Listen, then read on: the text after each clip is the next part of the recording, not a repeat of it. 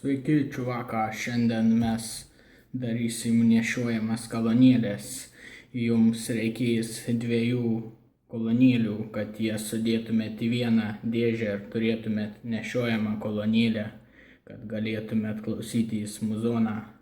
Jums reikės 2 kolonėlių. Oi, pamiršau tuoj, palaukit.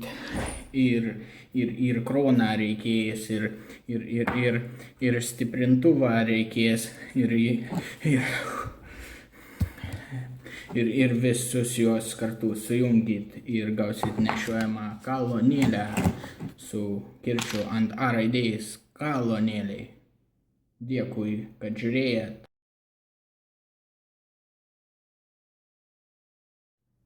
Sveiki, atsiprašau už durnumo protrūkį. Čia šiaip kaip ir mano durnoji pusė atskleidė, turėtų būti pirmas video apie mažą nešiojamą kolonėlę su 2 šitais garsiakalbiais iš Tunex kolonėlių. Taip, paprasčiausia, aišku, būtų paimta ir įdėti dėžę.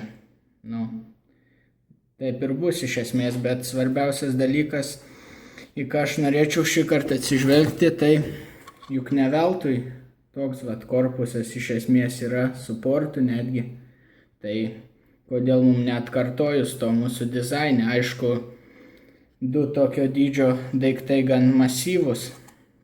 Vien dėl to jau neapsimoka naudoti originalių korpusų, kurie greičiau kerpusai nei korpusai. Kad ir ką tai reikštų kiauri, nesandarus visiška nesąmonė. Mes darysim medinį korpusą, bus paprasčiausiai nudažytas, tai nebijos per daug įbrėžimo ar kažko, ten be jokių lakavimų, blizgesių, labai paprastą būdą naudosiu šitam projektui. Jokių kronų žinoma. Ir vietoj originalaus stiprintuvo savo pamėgtą moduliuką naudosiu. PAM 8403 PAM mikroschema ir jis labai mažas, bet labai geras, gali pasiekti iki 3 W kanalus su atitinkamu maitinimu ir žemę apsukančiais iškraipimais. O kitaip aš mėgstu vadinti 2x2 W, 2x2 švarių vatų, kas man tikslesnis galios rodiklis.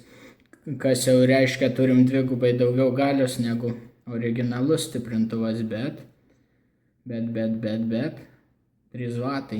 tai gal laikys 2 W. Taip pat maitinimas bus 3 AA baterijos, 4,5 V, kas dar truputį sumažins galią iki kokio 1,5 W kanalui, kas dar padidins šansus nesvilti garsiakalbiam. O garsiakalbiai šiaip neblogi kaip tokiom prastom kolonėlėm. Eiga nemaža ir panašiai. Magnetas gan didelis, kas paprastai nėra blogas dalykas. Ir jie milžiniški. Matot, kokie didžiuliai, kaip mano galva dydžio. Su tokiais bus tiek žemų. Ir dar vienas dalykas, kodėl aš sakau, kad reikia atkartoti dizainą, nes bus dar daugiau žemų. Portas įdėtas, kaip matom, kuris ir pagerina žemų dažnių atkūrimą. Čia nekalbėsiu apie teoriją žemų dažnių atkūrimo ar panašias nesąmonės, nes mes norim kažko veikiančio su minimaliom žiniom. Žinios lūzeriams. Ne, juokauju, šiaip žinios praverstų, bet tai nėra dalyko, kuris labiau verčia domėtis negu kai turi kažką pasidaręs veikiančio, tada pradedi galvoti, kaip aš galėčiau pagerinti tą ir panašiai. Gerai, užteks blevizgonių. Viskas, visa esmė bus paprastas stačiakampio gretasienio formos kolonėlė. Deja, tokia gan nemaža, nes mes turim 2 tokius tūrius atkartot, bet be išlenktų formų turėtų netaip stambu būti iš tikrųjų. Mūsų pirmasis tikslas yra sužinoti šito daikto tūrį, o kaip jį sužinot? Eisim į vonę ir paklausim čiaupo. Koks tūris čia? Alio?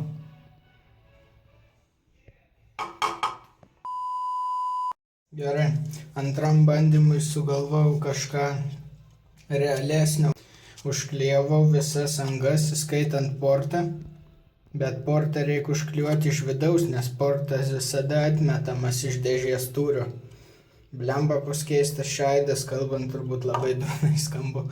Nu gerai, dabar ką reikia padaryti, tai tiesiog prileisti čia vandens kitokio lygio, kiek ribojo priekinę sieną. Tada tą vandenį natūraliai supilam į šitą nemaloniai pageltusi matavimo indą. Va matome litrais sugraduota ir žinosim, koks tūris. Štai pripyliau kiek galima arčiau buvusio tūrio ir dabar paprasčiausiai supilsiu čia. Ir geriausia pastatyti ant lygaus paviršiaus, bet tai, žodžiu, laikom lygiai arba padedam lygiai ir pažiūrim, koks tūris. Ir maždaug 350 ml. Aišku, dar pasidėsiu ant stalo lygaus. Ir čia yra mūsų bazinis tūris. Štai užsirašiau tūrį, kad neužmiršt. 350 ml garsiakalbiui. Tai dėžė turės turėti 2 tokius tūrius. Dėl pačios konstrukcijos, tai aš pasiruošęs nuostabiai gražius brėžinius. Išorė tai bus vienas garsiakalbis vienam kampe viršutiniam, kitas kitam. Nu, aišku, čia ne pagal mastelį biškį nupiešiau, jie turbūt didesni bus. Na, nesmė dėl grotelių arba ventiliatoriaus grotelės naudosiu, arba tiesiog išsikirpsiu paprastas groteles, kaip ir 3 speaker, tokiu principu. O portai arba čia, arba į apačią. Kas į apačią, ką tai duoda, tai nežinau, yra prasmė aukštesniem kojelėm visų pirma, kas manau visai gerai, pavyzdžiui, norint ant kokio žvyro ar ko pastatyti. Toliau, kartais gaunasi, kad kai yra paviršius čia, pavyzdžiui, pastatom ant stalo ir tai gali netgi sustiprinti žemus kai kuriais atvejais. Kai kurie dažnai, subwooferiai naudoja tokį prikolą kartais. Bet nežinau, čia daugiau gal atrodys švariau priekis be portų čia ir panašiai, tai jaučiu taip. Čia jaučiu dryželis bus, čia biškį per ilgą nupiešiau kas nors tokio. O ant viršaus, jeigu pas ką būtų, tai potenciometras, jungiklis. Jungiklis tai žinoma būtinas, bet potenciometras tai nebūtinai, kadangi Bluetooth'as. Bet jei ne Bluetooth'as, tai įmanoma įdėti 3,5 mm lizdą ir čia įėjimo laidas tada būtų. Ir gal kai kam patinka turėti potenciometrą, pareguliuoti biškį garsumą. Nors irgi nebūtina. O dėl vidaus tai bus pertvara pastumta truputį šoną, kad va čia būtų 300. Čia aš suklydęs truputį, čia turi būti 350 abiem garsiakalbėm, pradžioje biškai susiknisau ten, žodžiu. Ir va čia bus tiesiog švarus tūris su vienu garsiakalbiu 350 ml, o kitas tūris bus didesnis, kad visas dalis čia sudėjus baterijas, jungiklį, potenciometrą, jei toks bus, ir stiprintuvą, kurio turi per mažas, kad atkreipdėmėsi. Tai iš esmės baterijų turi reikia atsižvelgti, kad įdėjus baterijas vis dar liktų 350 ml garsiakalbių, todėl natūraliai šitą pusę turės turėti didesnį tūrį. Tokiu būdu paprastai pasidarys korpusas su pertvara ir tikėkime gražiai visai grojantis. Tai tiek apie dizainą. Na štai tiek visko šiam kartui, net ir sutemo čia befilmuojant viską. Aišku, nepradėjom nieko realiai konstruoti, bet visada dizaino fazė visur būtina, norint kažką normalesnio padaryti. Kitoj daly bus medžiagų pasirinkimas ir pats dėžės konstravimas.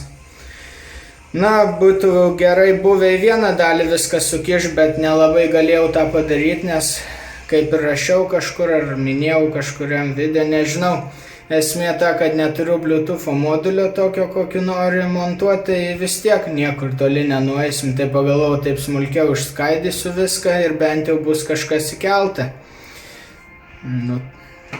Gal nieks nesupyks per daug. Nes pradėti nuo Bluetooth ir visko irgi būtų keista, kai net nėra į ką to montuoti. Gal kokių bus pokyčių ar kažko, į ką reiks atsižvelgti. Tai tiesiog nežinau. Na gerai, ačiū, kad žiūrėjot. Prenumeruokite, jei patiko ir bus dar.